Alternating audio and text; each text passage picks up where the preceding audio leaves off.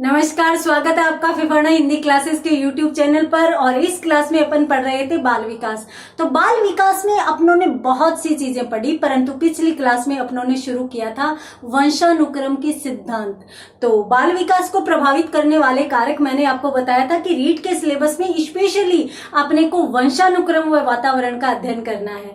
तो वंशानुक्रम को शुरू किया था, वंशानुक्रम का अर्थ देखा, परिभाषा देखी, वंशानुक्रम किस रूप में किस प्रकार से बालक के विकास को प्रभावित करता है वो सब चीजें देखी। और अब अपन पढ़ने जा रहे हैं बाल विकास के सिद्धांत।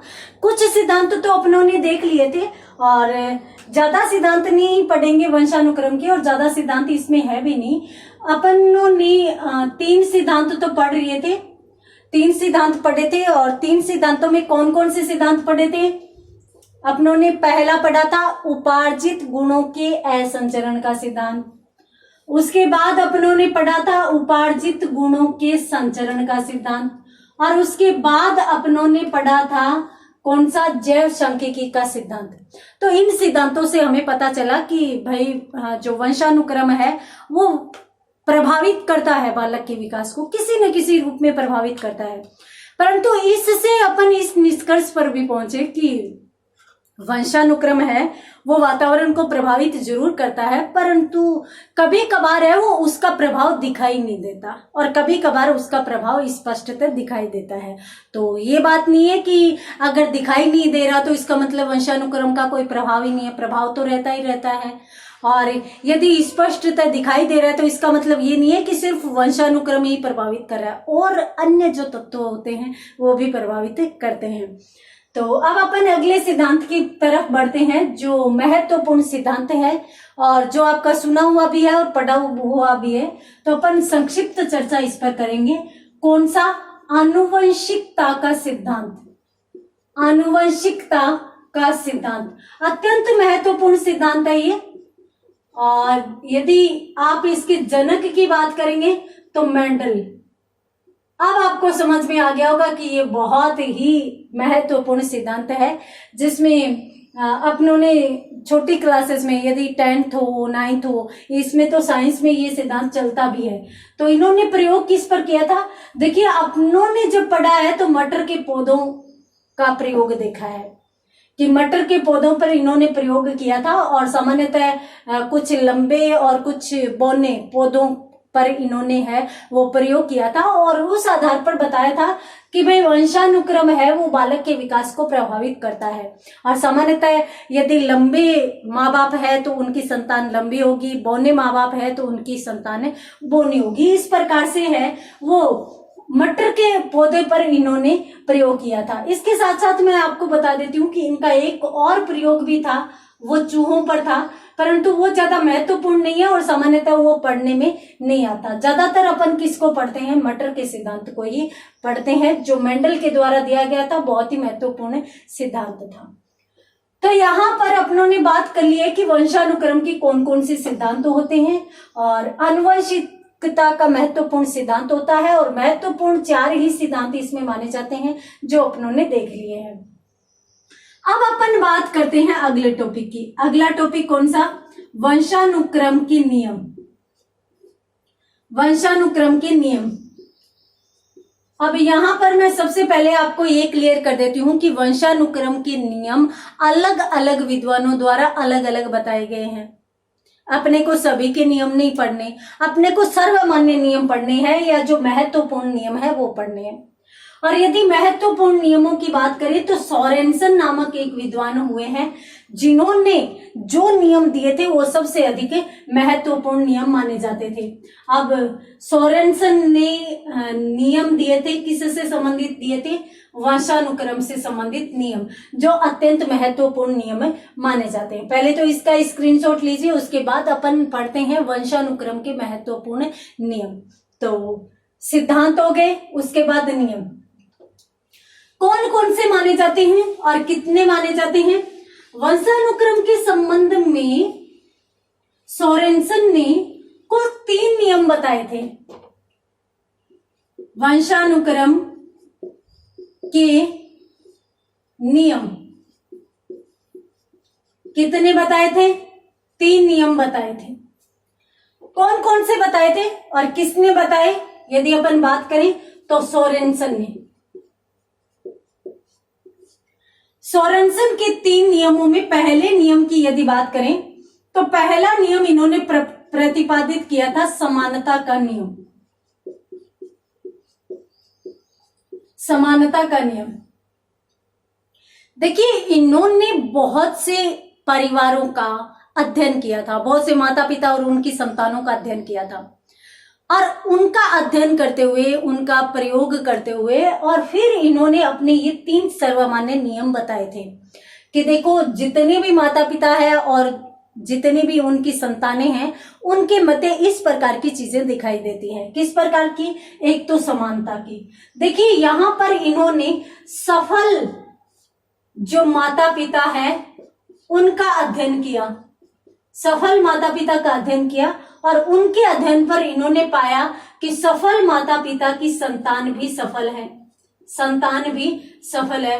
अब आपने कुछ परिवार ऐसे देखे होंगे कि जहां पर माता भी अच्छी पोस्ट पर होती है, सफल होती है, अच्छी एजुकेशन होती है, पिता भी उच्च शिक्षा प्राप्त होता है, वो भी कहीं ना कहीं सेटल होता है, या फिर मैं सीधे शब्दों में कहूं तो माता की भी सरकारी नौकरी है, पिता की भी सरकारी नौकरी, 3 बच्चे हैं, तीनों की सरकारी नौकरी। और कभी कभार तो ये देखने को भी मिलता है कि माता पिता दोनों सरकारी नौकरी में है, 3 बच्चे और 3 उनसे विवाहित, 6 के 6 वो भी सरकारी नौकरी में। तो वहां पर अपन क्या देखते हैं? वहां पर अपन देखते हैं कि सफल माता पिता की संतान सफल है। ठीक है। अब समानता का नियम ये भी कहता है कि यदि माता पिता असफल है तो उनकी संतान भी असफल होगी। ये नियम ये कह रहा है। हालांकि इन्होंने असफल माता पिता पर अध्ययन ही नहीं किया था। सोरेनसन की यदि बात करें तो उन्होंने तो सफल माता पिता पर ही, परंतु समानता का नियम यूं कहता है कि जैसे माता पिता वैसी संतान, बिल्कुल समान होंगे। अगर माता पिता सफल तो संतान भी सफल, माता पिता असफल तो संतान भी असफल। बहुत से जो लोग हैं उनको अपन देखते हैं कि माता पिता या पिता बहुत बड़ा बिजनेस करते हैं, बहुत अच्छे बिजनेसमैन हैं। हालांकि माता घर संभालती है, परंतु वो दोनों होते सफल हैं, तो इनकी संतान भी बहुत सफल होती है, वो भी बिजनेस में बहुत ज्यादा आगे जाती है। तो इसलिए जहां पर अच्छा बिजनेस माता पिता कर रहे हैं और संतान भी उस बिजनेस को बहुत आगे लेकर जाती है, तो वहां पर भी क्या है? समानता का नियम ही लागू करेगा। क्यों? क्योंकि जैसे माता पिता है वैसी ही संतान है। और यदि अपन बात करें कि एक जो माता पिता है, जो युगल दंपति है, वो क्या करते हैं? मजदूरी करते हैं, तो उनकी संतान भी मजदूरी कर रही है। अब संतान भी मजदूरी कर रही है तो यहां पर भी कौन सा नियम चलेगा? समानता का नियम चलेगा। यानी जैसे माता पिता वैसी संतान है। तो यहां पर ये कतई नहीं होगा कि सफल माता पिता की सफल संतान ही समानता के नियम में जाएगी। अब बस ये होना चाहिए कि माता पिता जैसे हैं वैसी ही संतान हो, वैसी ही संतान हो, उनका गुण हूबहू संतान में आ जाए, तब वहां पर समानता का नियम माना जाएगा। तो यहां पर अपनों ने पहले नियम की बात की, जल्दी से स्क्रीनशॉट लीजिए, उसके बाद अपन बढ़ते हैं अगले नियम की तरफ। वंशानुक्रम के नियम, सोरेनसन के नियम अपन पढ़ रहे हैं, और उनमें अपनों ने कौन सा नियम पढ़ा है? एकमात्र नियम, समानता का नियम। दूसरे नियम की तरफ बढ़ते हैं। आपने कभी कहीं देखा होगा,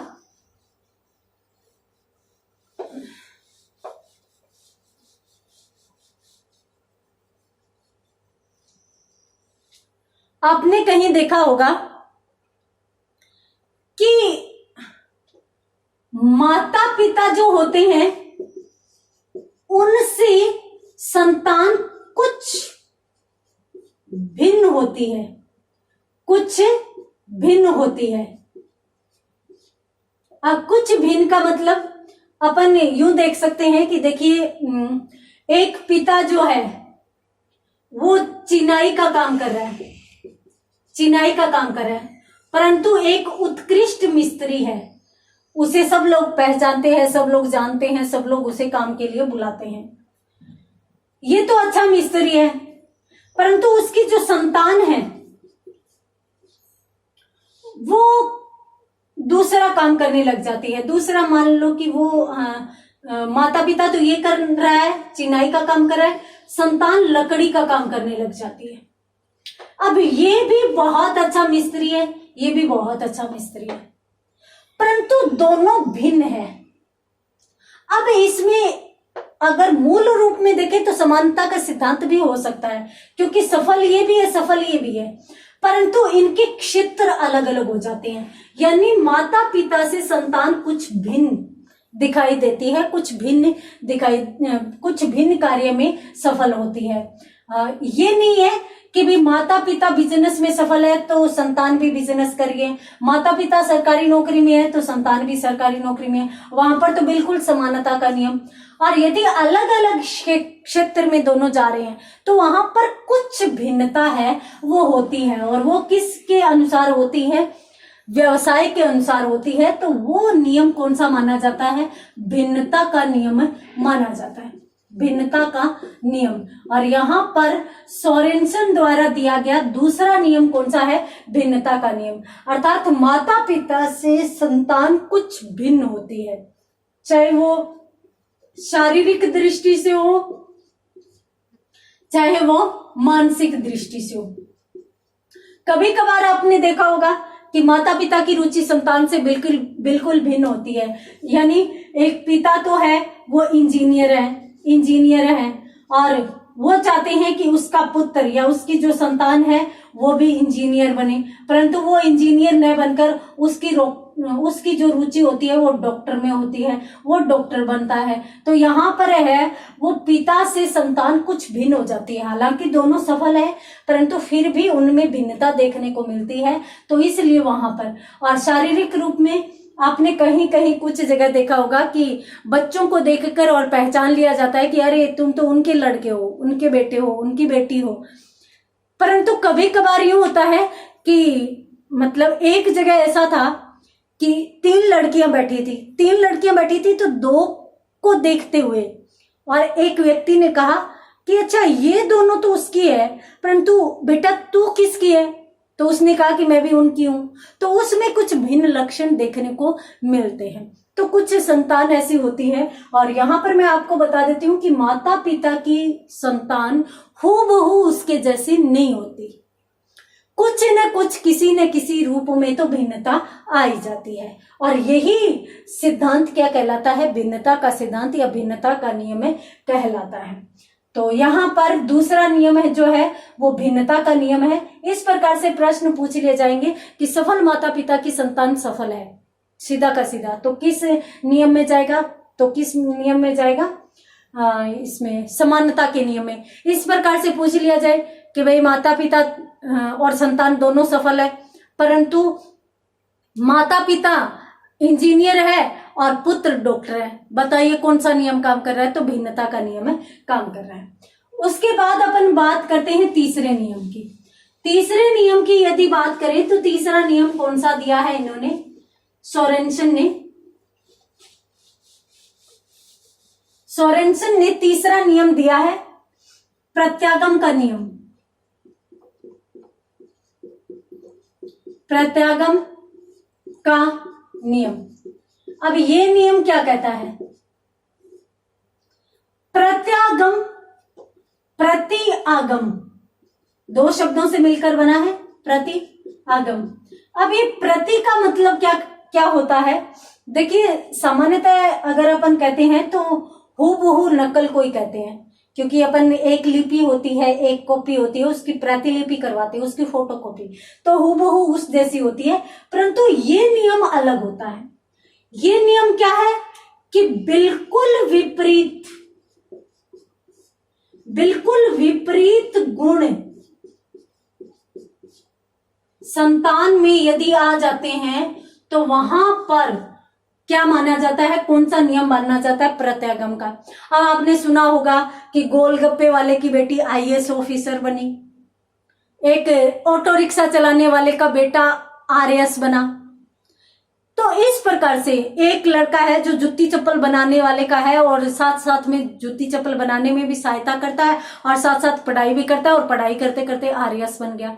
किस नियम में जाएगा, प्रत्यागम के नियम में जाएगा। यानी माता पिता से संतान में बिल्कुल विपरीत गुण आ जाते हैं। माता पिता है वो हो सकता है कि बुद्धि में, आईक्यू लेवल में भी कम होंगे, उनका क्षेत्र यानी हर चीज से अगर अलग है, हर यानी शारीरिक रूप में भी माता पिता से संतान अलग है और मानसिक रूप में भी संतान अलग है। अगर दोनों क्षेत्रों में माता पिता व संतान के गुण एक जैसे दिखाई नहीं देते तो वहां पर कौन सा नियम काम करेगा? प्रत्यागम का नियम काम करेगा। ठीक है, तो उसके बाद मैं दोबारा लिख देती हूँ तीनों नियमों को, फिर आप स्क्रीनशॉट ले लीजिएगा। तो सोरेनसन के नियम पढ़े अपनों ने वंशानुक्रम में, और वंशानुक्रम में सोरेनसन के कितने नियम है? 3 नियम है। पहला नियम कौन सा? समानता का नियम। समानता का नियम जिसमें संतान में शारीरिक व मानसिक दोनों ही रूपों में कुछ न कुछ समानता पाई जाए। दूसरा भिन्नता का नियम। भिन्नता का नियम में हो सकता है कि एक चीज मिले, शारीरिक रूप से यदि एक जैसे हैं तो मानसिक रूप से नहीं, मानसिक रूप से हैं तो शारीरिक रूप से नहीं। तीसरा नियम क्या कहता है? प्रत्यागम का नियम। और प्रत्यागम का नियम क्या कहता है कि संतान शारीरिक व मानसिक दोनों ही रूपों में अपने माता पिता से अलग होगी, विपरीत होगी। तो जल्दी से स्क्रीनशॉट लीजिए। और कभी कभार आपने ऐसे उदाहरण भी देखे होंगे कि पिता तो एक बहुत अच्छा शिक्षक है और बेटा चोरी कर रहा है, बेटा चोरी करता हुआ घूम रहा है और जिंदगी में कभी सफल नहीं हुआ। किसके अंतर्गत जाएगा? प्रत्यागम में, यानी माता पिता के जैसा नहीं हुआ, बिल्कुल विपरीत हुआ। और यहाँ पर अपनों ने समाज में कुछ ऐसे उदाहरण भी देखे हैं कि यूं देखने को मिलता है, लोग यूं कहते हैं कि देख माता पिता तो कितने अच्छे और औलाद ऐसी निकली है। और कहीं कहीं आपने यूं देखे होंगे कि माता पिता तो जैसे थे वैसे थे, परंतु औलाद है वो अच्छी निकल गई। तो इस प्रकार से ये जो नियम देखने को मिलते हैं तो ये प्रत्यागम के नियम में ही चलते हैं। संतान बिल्कुल माता पिता से अलग होती है। और यहाँ पर इसी के साथ हमारा वंशानुक्रम टॉपिक कंप्लीट होता है। वंशानुक्रम में अपनों ने बहुत सी चीजें पढ़ी, अर्थ पढ़ी, परिभाषा, वंशानुक्रम के संबंध में वंशानुक्रम का अर्थ, परिभाषा, बालक के विकास को किस प्रकार से प्रभावित करेंगे, किस रूप में प्रभावित करेंगे, वंशानुक्रम का प्रभाव बालक पर किस प्रक्रिया के तहत पड़ेगा, ये भी अपनों ने देखा। और साथ साथ उसके कुछ सिद्धांत और नियम, और यहाँ पर वंशानुक्रम अपना कंप्लीट होता है। अब अपन बात करते हैं बाल विकास या बालक के विकास को प्रभावित करने वाले कारकों में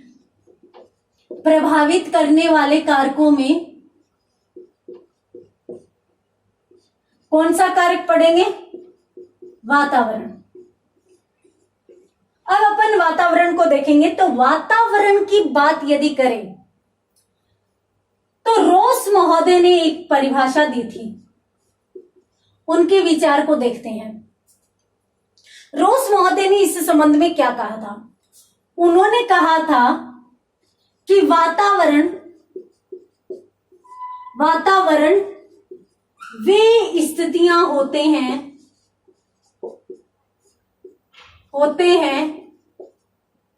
या वे स्थितियां होती है जो बालक को जन्म से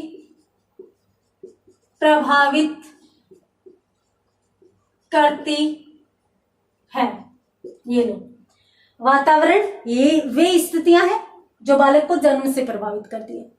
जैसे ही बालक इस दुनिया में आया, जैसे ही बालक का जन्म हुआ, उसके बाद उसके लिए वातावरण शुरू हो जाता है। ठीक है, उस वातावरण का शाब्दिक अर्थ क्या है? देखिए, वातावरण को अपन पर्यावरण से जोड़ते हैं, वातावरण और पर्यावरण को एक ही संदर्भ में मानते हैं। तो पर्यावरण जो शब्द है वो परि, आ और वर्ण, या फिर अपन यूं देखें तो परि और आवरण। परि और आवरण दो शब्दों से मिलकर बना है। तो परि का मतलब होता है चारों ओर का, और आवरण का मतलब होता है जो भी आसपास की चीजें हैं। तो चारों ओर की सभी स्थितियां या विशेषताएं अपन देख सकते हैं। ठीक है। तो चारों ओर की सभी चीजें, अब चारों ओर की सभी चीजें जो है वो प्रभावित करती है, तो वहां पर वातावरण कार्य करता है। अब आप मुझे कमेंट करके बताइए कि क्या वातावरण जन्म के बाद ही होता है, या वातावरण का जन्म के बाद ही प्रभाव पड़ता है, या जन्म से पूर्व भी प्रभाव रहता है? बताइए।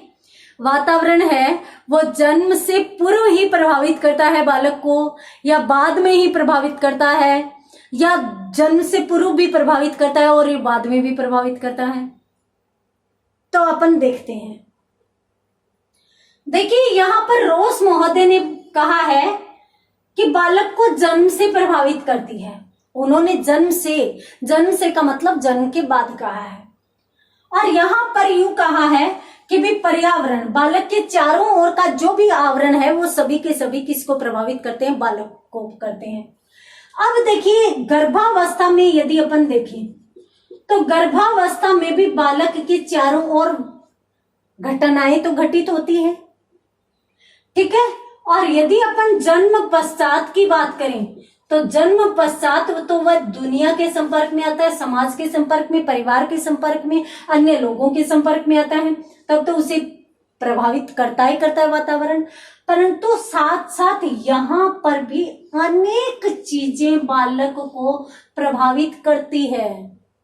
तो यहाँ पर अपन कह सकते हैं कि भाई वातावरण जो है वो बालक के जन्म से पूर्व भी प्रभावित करता है और जन्म के पश्चात भी प्रभावित करता है। देखते हैं कैसे। जन्म से पूर्व जो प्रभावित करता है तो उसमें कौन सी चीजें प्रभावित करती है, किसका अधिक प्रभाव पड़ता है, और जन्म के पश्चात किसका अधिक प्रभाव पड़ता है, तो वो चीज अपन देख रहे हैं।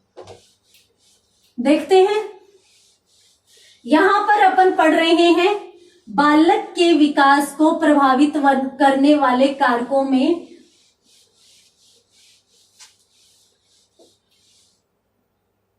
देखिए सबसे पहले तो अपन बात करते हैं वातावरण की।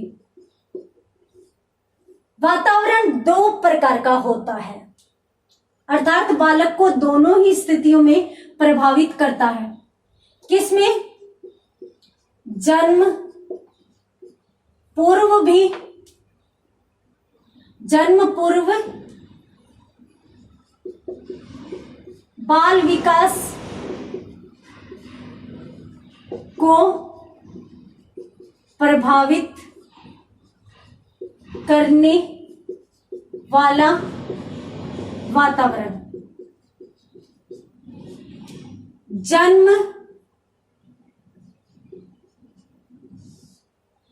जन्म पश्चात बाल विकास को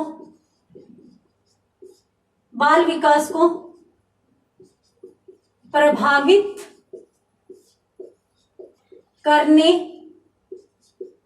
वाला वातावरण।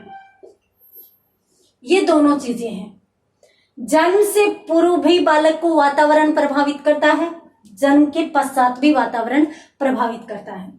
अब यदि अपन जन्म से पूर्व की बात करें तो देखिए जन्म से पूर्व बालक गर्भावस्था में होता है, या फिर यूं कहें कि बालक मां की गर्भ में होता है, मां के गर्भ में होता है, और वह गर्भ में मां से ही पोषण प्राप्त करता है, भोजन प्राप्त करता है।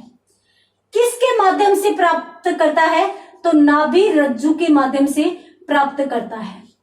नाभि रज्जु, इसे प्लेसेंटा भी कहते हैं। तो गर्भावस्था में बालक मां से पोषण प्राप्त करता है। अब मां से जब वह पोषण प्राप्त करता है तो मां किस अवस्था में खा रही है, क्या खा रही है, कब खा रही है, इन सभी चीजों को, कौन कौन सी चीजें खा रही है, उन सभी चीजों का बालक पर प्रभाव पड़ेगा। क्यों? क्योंकि बालक पूरा का पूरा वो ले रहा है जो मां ले रही है। तो इसलिए बालक नाभि रज्जु से मां से जुड़ा होता है और मां से ही अपना पोषण प्राप्त करता है। तो यहाँ पर फिर बात ये आ जाती है कि मां की ऐसी कौन कौन सी चीजें हैं जो बालक के विकास को प्रभावित करेगी। अपन बात करते हैं जन्म के पश्चात की। तो जन्म के पश्चात का जो वातावरण है उसमें अनेक चीजें आ जाती हैं। कौन कौन सी आती हैं? देखिए, सबसे पहले यदि अपन बात करें तो बालक का जन्म एक परिवार में होता है, तो उसे पारिवारिक वातावरण सबसे पहले प्रभावित करता है। परिवार में थोड़ा सा जब बड़ा हो जाता है तब वो कहाँ जाता है, विद्यालय में जाता है। तो फिर उस पर विद्यालय के वातावरण का प्रभाव पड़ता है, विद्यालयी वातावरण का प्रभाव पड़ता है, विद्यालय उसे प्रभावित करता है। उसके बाद की यदि अपन बात करें तो उसे संस्कृति प्रभावित करती है, यानी बालक के घर में किस प्रकार का खान पान है, रहन सहन है, पहनावा है, वो चीज प्रभावित करेगी। साथ साथ बालक को समाज भी प्रभावित करेगा। इसके साथ साथ यदि अपन और आगे की बात करें तो बालक को मनोवैज्ञानिक वातावरण भी प्रभावित करता है, मनोवैज्ञानिक वातावरण। इसके साथ साथ बालक को वहां का भौतिक वातावरण भी प्रभावित करता है, और साथ साथ बालक को जलवायु भी प्रभावित करती है। इनका विस्तृत अध्ययन करेंगे, परंतु यहाँ पर सिर्फ अपने को ये समझना था, सभी चीजों को अपन फिर से पढ़ने वाले हैं, एक एक करके पढ़ने वाले हैं, कोई टेंशन लेने की जरूरत नहीं है। यहाँ पर सिर्फ और सिर्फ ये समझने की बात थी कि भाई वातावरण के अंतर्गत अपन पढ़ने कौन कौन सी चीज वाले हैं, या पढ़ने वाले कौन कौन सी चीज है। अपन वातावरण को पढ़ रहे हैं तो वातावरण है वो जन्म से पहले का भी होता है और बाद का भी होता है। यहाँ पर एक चीज और बता देती हूं मैं, देखिए वातावरण बालक को प्रभावित करता है तो बालक भी वातावरण को प्रभावित करता है। वातावरण को अपन एक संगठित ऊर्जा तंत्र के रूप में ले सकते हैं। बालक अनेक प्रकार से वातावरण को प्रभावित करता है। यदि अपन सामान्य मनुष्य की ले लें तो मनुष्य यदि पेड़ पौधे लगा रहा है तो वातावरण को प्रभावित कर रहा है, यदि पेड़ काटे जा रहा है, प्रकृति का हनन किया जा रहा है, तो भी वो वातावरण को प्रभावित कर रहा है। तो इस तरीके से ये नहीं है कि बालक पर ही वातावरण का प्रभाव पड़ता है, वातावरण पर भी बालक का प्रभाव पड़ता है। और वातावरण का बालक पर कब कब किस तरीके से प्रभाव पड़ता है, तो यहाँ पर अपनों ने देखा कि बालक के जन्म से पूर्व भी वातावरण रहता है, बाद में भी रहता है। पूर्व भी उसे वातावरण प्रभावित करता है, बाद में भी करता है। बाद में उसे अनेक चीजें प्रभावित करती है, जबकि यहाँ पर यह बालक अपनी मां तक सीमित रहता है। यहाँ पर उसका परिवार, विद्यालय, समाज, संस्कृति, जलवायु, भौतिक, मनोवैज्ञानिक सारे के सारे कारण उसे प्रभावित करते हैं। तो ये तो चीज है कि अपन वातावरण के अंतर्गत इस जगह पर क्या क्या पढ़ने वाले हैं। यदि स्क्रीनशॉट लेना चाहती हो तो ले लीजिए, उसके बाद अपन एक एक चीज को यहाँ पर पढ़ने वाले हैं, विश्लेषण करने वाले हैं। हाँ, तो अब अपन बात करते हैं जन्म पूर्व वातावरण की।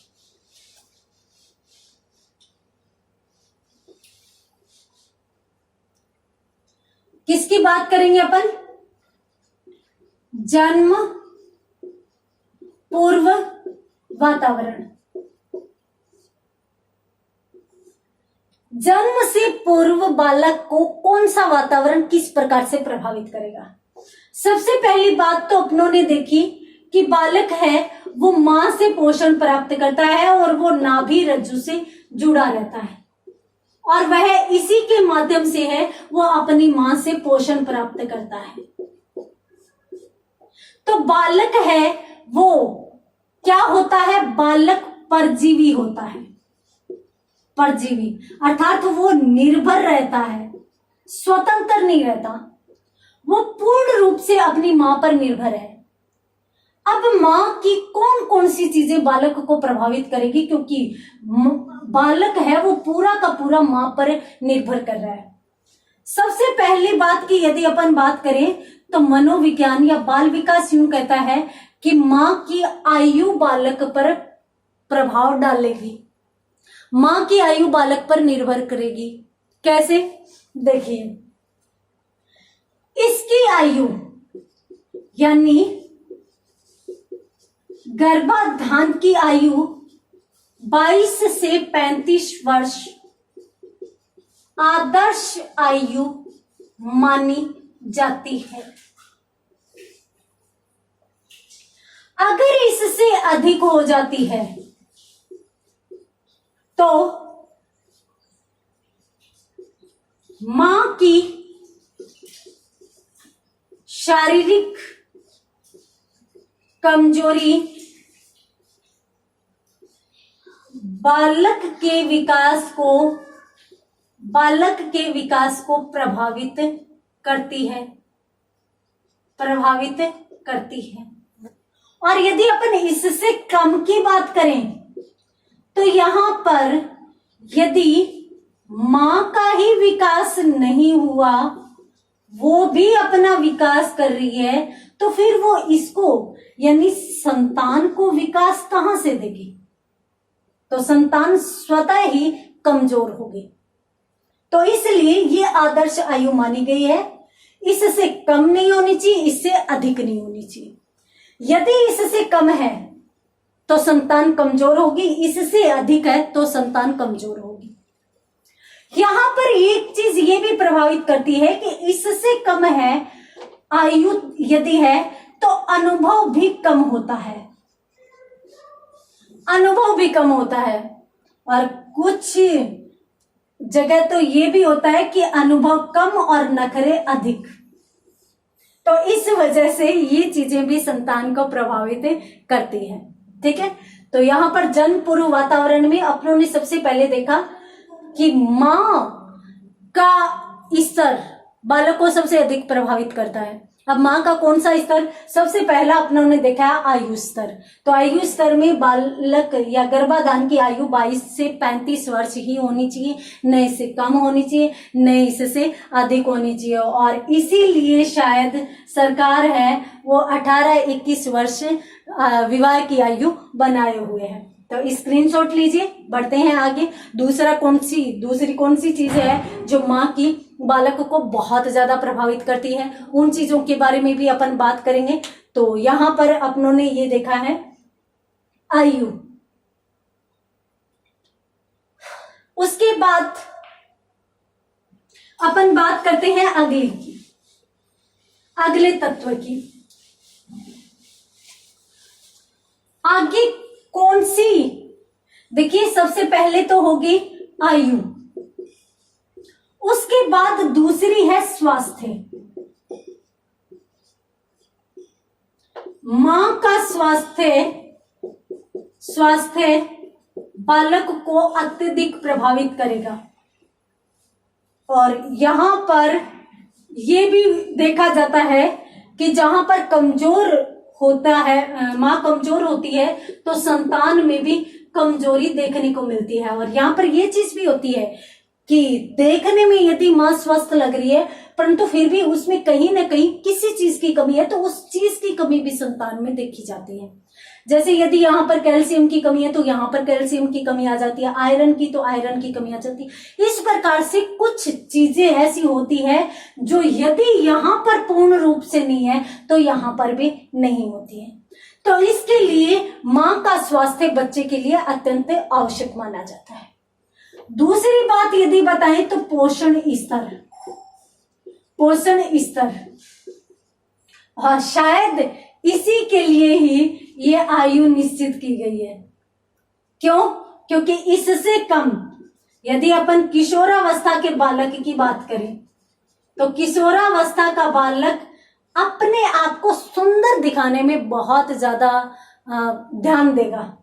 उसकी सुंदरता कम नहीं होनी चाहिए, चाहे उसे डाइटिंग करना पड़े, चाहे कुछ भी करना पड़े। और इसीलिए तो किशोरावस्था का बालक ज्यादातर समय है वो शीशे के आगे निकालता है, मिरर के आगे ज्यादा समय निकालता है, अपने आप को देखता रहता है। तो जब किशोरावस्था का बालक है तो वो अपने आप को खूबसूरत दिखाने में ज्यादा, तो उसके है वो हमेशा ही खाने के लिए नखरे होंगे। ये नहीं खाना, इतना नहीं खाना, दोनों चीजें हैं वो दिखाई देती है, दोनों चीजें ये। और ये जो खाने में जो नखरे की प्रवृत्ति होती है ये भी सामान्यतः एक रोग बन जाती है।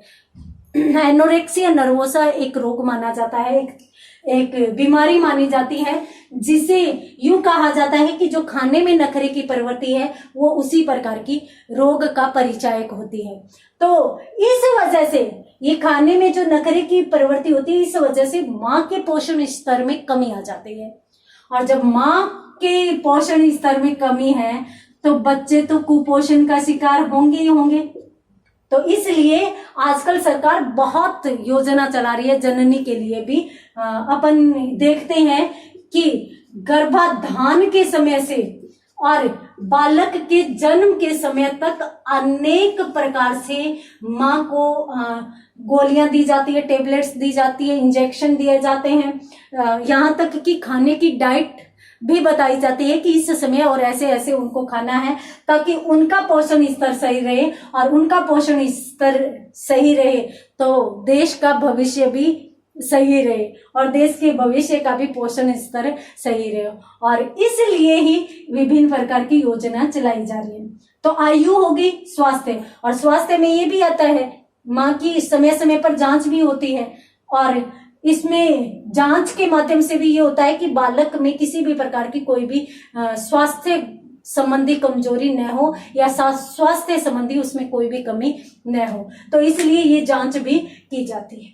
ठीक है, तो यहाँ पर अपनों ने देखे 3, आयु, स्वास्थ्य और इसके साथ साथ पोषण स्तर। उसके बाद यदि बात करें तो आपने महाभारत तो सुनी होगी। अभिमन्यु माँ के गर्भ में ही बहुत सी सीख लेता है।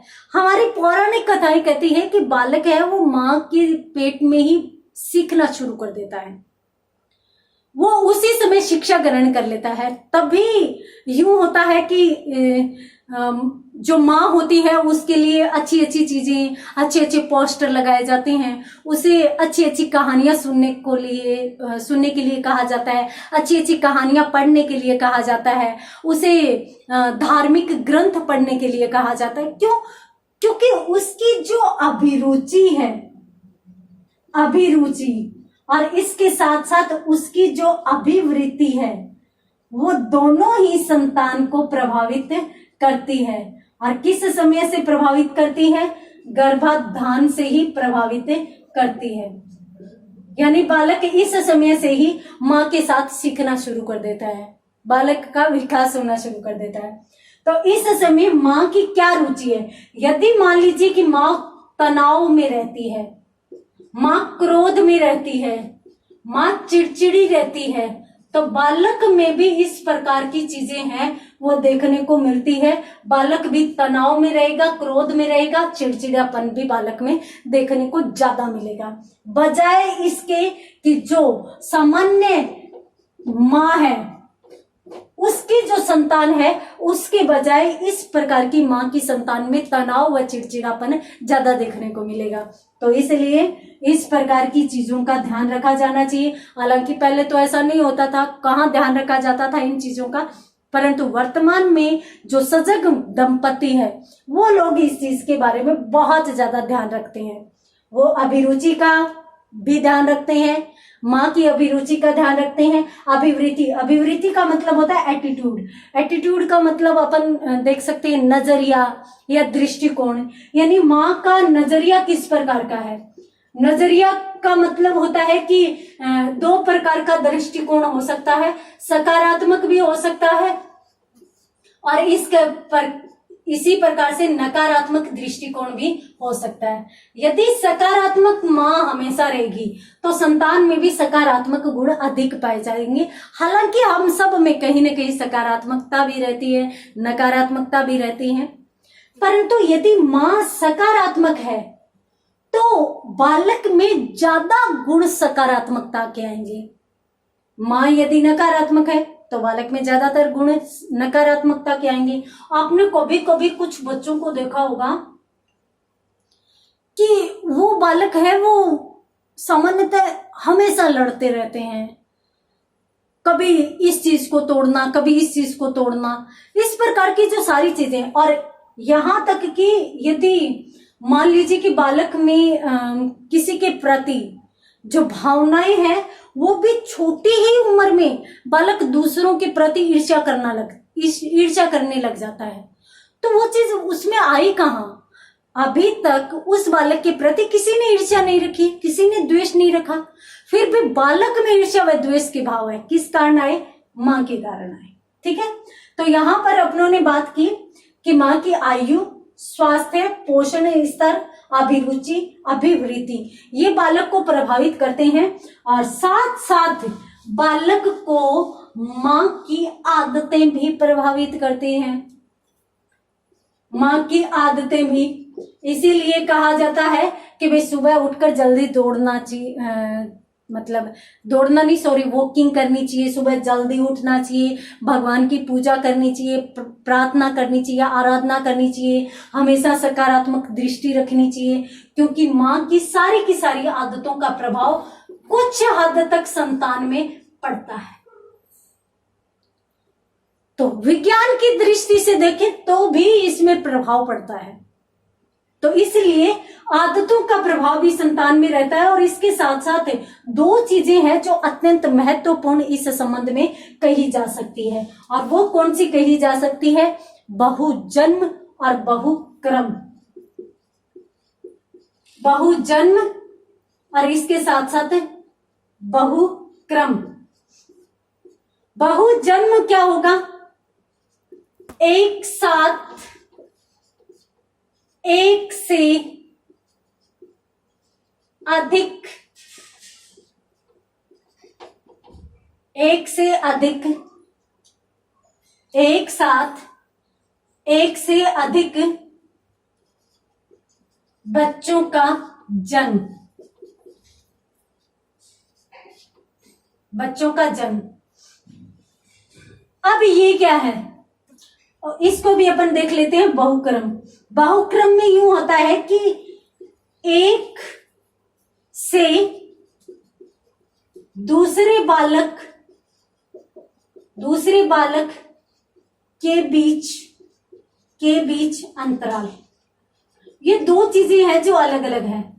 अब मान लीजिए कि एक बालक है, ठीक है, माँ एक ही बच्चे को जन्म देने वाली होती है, तो सामान्यतः 3.5 से 4.5, 3.5 से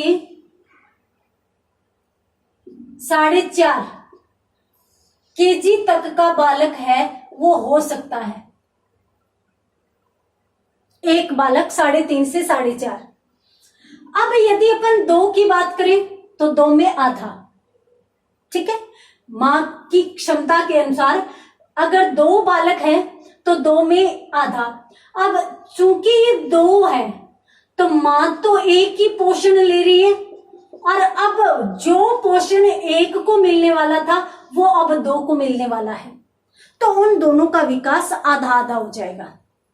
जो एक बालक विकास कर पाएगा वो ट्विंस बालक जो है वो विकास नहीं कर पाएंगे। 2 बालक यदि एक साथ हैं तो वो विकास नहीं कर पाएंगे। 2 बालक एक साथ कभी भी 3.5 किलो के नहीं होते। उनका वजन फिर इस प्रकार से हो जाता है, या तो 2-2 हो जाता है, या 1.5-2 हो जाता है, या 1-2 हो जाता है। इस प्रकार से उनके वजन में अंतर आ जाता है। तो एक साथ एक से अधिक बच्चों को यदि मां जन्म देने वाली है तो वहां पर उन बच्चों का विकास उतना नहीं हो पाता जितना एक ही बच्चे का हो पाता है। क्यों? क्योंकि न तो उसे उतना पोषण मिल पाता, क्योंकि एक बच्चे को है तो एक को पूरा पोषण मिल रहा है, अब 2 में बंट जाता है, और न ही उसके स्वास्थ्य संबंधी चीजें, हर एक चीज एक माँ से 2 बच्चों को मिलती है। 2 से अधिक हो जाए तो फिर उनका पोषण स्तर और भी कम हो जाता है, तो उनका वजन भी कम हो जाएगा, उनका पोषण स्तर सामान्य बालक की तुलना में वो बालक कमजोर हो जाएंगे। बहुक्रम की बात करें तो देखिए, सामान्यतः यूं माना जाता है कि एक बालक के बाद मां को अपना पोषण स्तर या अपना शारीरिक स्वरूप वापस प्राप्त करने के लिए कम से कम 3 वर्ष का समय लगता है। एक बालक के बाद मां को पूरा वही संतुलन प्राप्त करने के लिए, वही पोषण प्राप्त करने के लिए कम से कम 3 वर्ष लगता है। यदि 3 वर्ष से पहले दूसरी संतान है तो वो कमजोर होगी। इसीलिए सरकार कह रही है कि इतना अंतराल सामान्यतः 2 बच्चों के बीच में होना ही होना चाहिए। तो इस प्रकार से यहाँ पर है वो अनेक चीजें ऐसी हैं जो बालक को जन्म से पूर्व है वो प्रभावित करती है। तो यहाँ पर अपनों ने देखा कि आयु, माँ की आयु का बालक पर बहुत अधिक प्रभाव पड़ता है। सबसे पहले तो आयु के अनुसार अपना विकास होता है। मान लीजिए कि 18 से 20 वर्ष के मध्य एक लड़का या लड़की है, वो अपना पोषण स्तर प्राप्त करते हैं, वो अपना पूरा विकास करते हैं। तो उससे पहले यदि इस प्रकार की परिस्थिति आ जाती है तो वो स्वयं का विकास करेंगे या उस बच्चे का विकास करेंगे। तो इसलिए यहाँ पर पोषण स्तर प्रभावित होता है, विकास प्रभावित होता है। स्वास्थ्य का तो प्रभाव पड़ता ही पड़ता है, वो तो प्रत्यक्ष से दिखाई भी देता है। पोषण स्तर, यदि पोषण स्तर माँ का अच्छा है तो बच्चे का भी अच्छा होगा, माँ का अच्छा नहीं है तो बच्चे भी कुपोषण के शिकार हो सकते हैं। अभिरुचि, सामान्यतः ऐसा देखने को मिलता है कि माँ की जो रुचि होती है वही बालक की रुचि होती है। माँ की जो जिसमें रुचि नहीं होती उसमें बालक की भी रुचि नहीं होती। अभिवृत्ति, अभिवृत्ति का मतलब होता है सोच। जिस प्रकार से माँ की सोच होती है तो बालक में उस प्रकार की सोच विकसित हो जाती है। आदत का प्रभाव पड़ता ही है। और बहुजन्म और बहुक्रम, ये दोनों अत्यंत महत्वपूर्ण तत्व इस संबंध में कहे जा सकते हैं। और इस संबंध में इसलिए भी कहे जा सकते हैं क्योंकि यदि बालक का पोषण स्तर अच्छा रखना है तो इन दोनों चीजों की तरफ तो बहुत ज्यादा ध्यान दिया जाना चाहिए। हाँ, इन चीजों पर तो फिर भी लगभग सभी ध्यान देने लग गए हैं, परंतु इनमें अभी भी ध्यान नहीं दिया जा रहा। अभी भी कहीं कहीं विसंगतियां पाई जाती है, विसंगतियां देखने को मिलती है। तो और ये तो अलग नेचर की बात होगी। और बहुक्रम की बात करें तो इसमें थोड़ा ध्यान है वो माता पिता द्वारा रखा जाना चाहिए। कम से कम 3 वर्ष का अंतराल अवश्य रखा जाना चाहिए। जल्दी से स्क्रीनशॉट लीजिए। उसके बाद बढ़ते हैं अपन अगले वातावरण की तरफ। अगला कौन सा? जन्म पश्चात। तो वातावरण को अपन 2 रूपों में बांट कर पढ़ रहे हैं। एक तो जन्म से पूर्व का वातावरण, एक जन्म के पश्चात का वातावरण। तो जन्म पूर्व वातावरण में सिर्फ और सिर्फ माँ ही प्रभावित करती है बालक को, और माँ की कौन कौन सी चीजें बालक को प्रभावित कर सकती है ये अपनों ने देख ली। उसके बाद अपन बात करते हैं जन्म पश्चात।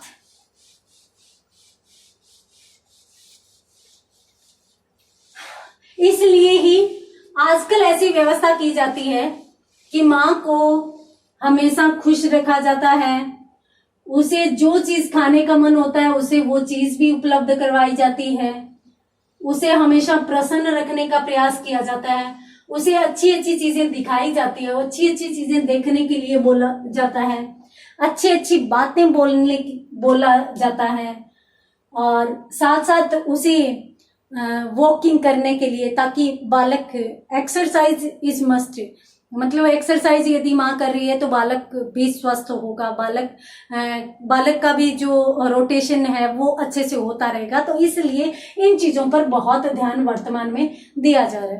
अब अपन बात करते हैं जन्म पश्चात के वातावरण की। तो जन्म पश्चात, जन्म के बाद वातावरण बालक को किस रूप में और किस प्रकार से प्रभावित करता है। तो पहली बात तो ये है कि आपको सबसे पहले ये याद रखना है कि बालक को जो विभिन्न तत्व है, जन्म के पश्चात जो विभिन्न तत्व प्रभावित करते हैं उनमें सबसे पहला तत्व होता है परिवार।